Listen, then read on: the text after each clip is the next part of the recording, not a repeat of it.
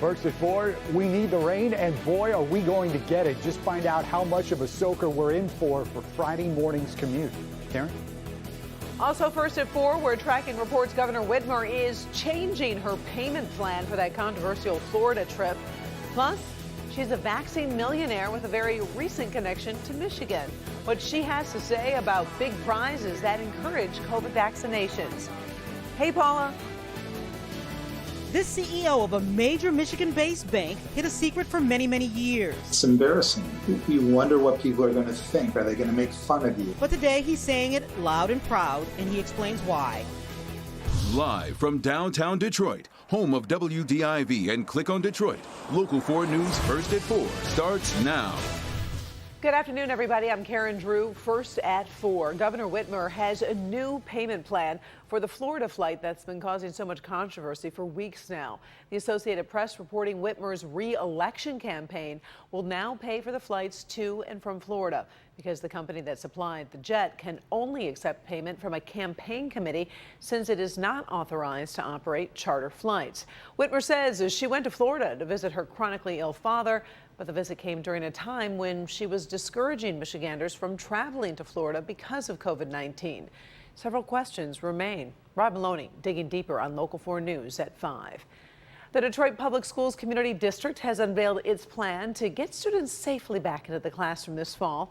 About $1.2 billion of federal funding will be used for the next school year. The district will conduct weekly testing and have a nurse on staff in each school building. A $500 incentive will be offered to teachers to get the coronavirus vaccine. Superintendent Dr. Nikolai Vitti says the funding will help keep students and staff safe. It'll allow us to reduce class size and hire more teachers.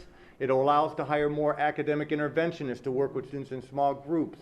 It'll allow us to expand summer school for art, music, PE, athletics, tutoring, after-school tutoring, at least for the next 2 to 3 years. So as students come back, we will now be equitably resourced. Dr. Vitti broke down how much will be going to each category and what this means for teachers. We'll have that part of the story tonight at 5. We also are continuing to track the pandemic with cases down for another day here in Michigan.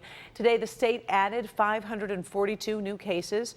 That is the lowest single-day number since last September. We also lost another 59 lives. As more of Michigan reopens this summer, a popular event is back on. The Ann Arbor Art Fair officially announced it will be held this July. The organizers originally canceled it, then said part of the fair would return, and then today confirmed the event is a full go. The winner of Ohio's first vaccine lottery is a Michigan State grad. The 22-year-old was chosen out of more than 2.5 million entries. She gets $1 million. And I think it was a great idea. Just hearing the numbers of how many people signed up just because of this vaccine million idea, it's clearly working, and I think that's great. State law doesn't allow Michigan to offer a lottery, but other incentives are coming. CVS is now offering prizes like cash, cruises, even a trip to the Super Bowl. You can enter starting on June 1st, even if you were vaccinated earlier this year. This year's Rocket Mortgage Classic will have more big star power. Golf legend Phil Mickelson has committed to playing in the tournament at the Detroit Golf Club over the July 4th weekend. At age 50, Mickelson just became the oldest player to ever win a major at the PGA Championship. Tickets for the Classic went on sale today, and we do have more information posted on clickondetroit.com if you want to check that out. It is a great day if you feel like golfing, right? But some rain will be moving into Metro Detroit overnight. Let's bring in meteorologist Ben Bailey standing by with our first forecast. Hey, Karen, yeah, if your holiday is starting early tomorrow and you're trying to get out of town, you'll want to check this out. Look at all that rain on the other side of Lake Michigan. That is what's headed here tomorrow for the first half of the day. We've got a little tongue here that's reaching into Mount Pleasant and Saginaw, but that's likely going to stay north of us. We're not expecting that rain to start arriving until the overnight hours, but it is going to be with us through much of tomorrow. Look at these temperatures. 40s already in Traverse City and Ludington. Marquette currently 37 degrees as we approach the end of May. Tonight, though, we're going to slide into the 50s, and we should stay dry till midnight. After that, that's when the rain will start moving in. We'll talk about that and the Lakeshore Flood Advisory, which has been posted for Monroe County. That northeast wind going to keep us cool tomorrow. All that in just a few minutes. Karen? All right, let's move to Capitol Hill. We are seeing a battle between the political and the personal as the U.S. Senate is considering a commission to investigate the January 6th insurrection. Many Republicans are considering a filibuster, but they're facing some emotional opposition. Devin Skillion tracking the very latest events in Washington from our newsroom. Devin. Yeah, Karen, the House has already approved the bill to create basically a 9/11 style commission to review what happened when protesters stormed the Capitol back in January. Most Republicans, though, oppose that idea, including former President Trump.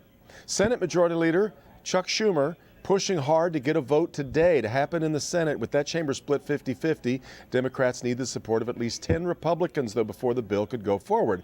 Republicans are ready to deploy the filibuster if the bill moves any further to try and stop it. Today, the family of a Capitol Hill police officer who died at the riots has been talking to lawmakers, supporting the commission and demanding answers.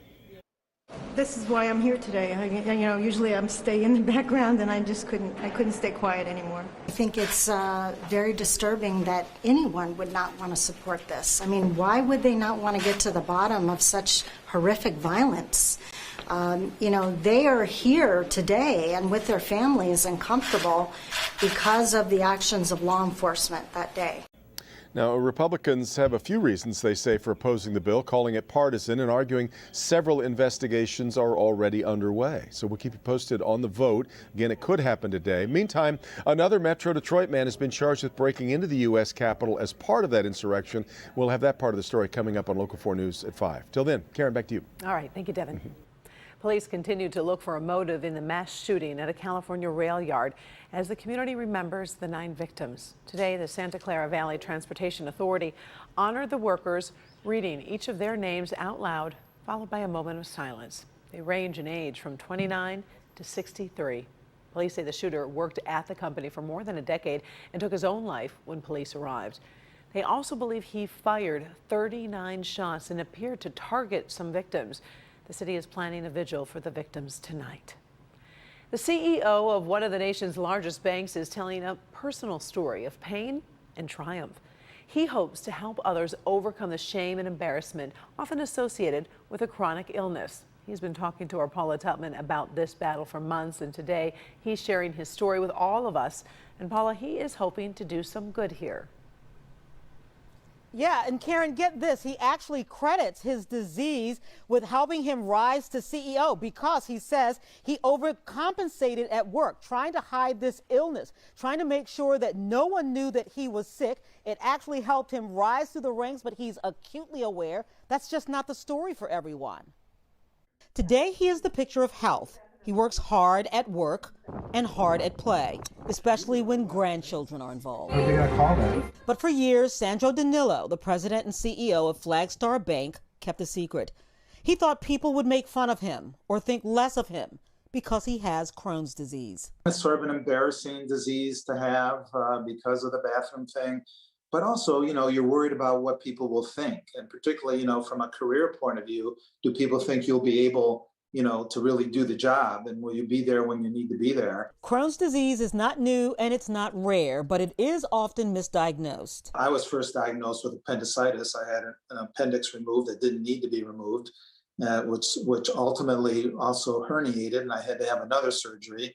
And so I had 2 surgeries before I actually was properly diagnosed with Crohn's. It's a disease in your bowel system, basically. What I felt was pain in my abdomen and bleeding in my stools, and you just feel like you don't feel good at all. You feel really bad. We always know where the nearest bathroom is because you never know when you might need it because it comes on that quickly. It wasn't until he became the CEO of the second largest savings bank in the nation that he felt safe and secure enough to tell others his secret.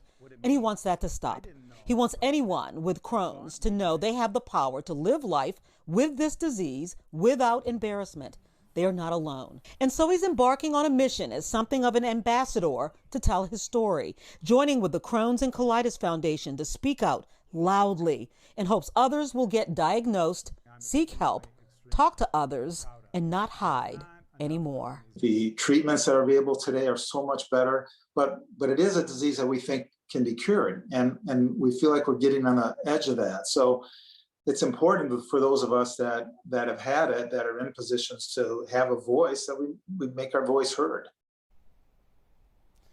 Yeah, you know, we all go to the bathroom. Why be ashamed of it? Certainly, this disease should not be a reason to not succeed. And he believes you shouldn't have to be a CEO to navigate this at work. It can be anybody. Karen? So appreciate sharing his story. Thank you, Paula. Up next, first at 4, a Help Me Hank alert. The Home Shopping Network sending out a warning about a potential burn hazard in millions of homes. Also, a dramatic fire rescue. What went wrong, causing this driver to get trapped behind the wheel, and who came to the rescue? Plus, a new pilot database is supposed to make you feel safer about flying, but how long will it take to implement? All those stories and more right after the break.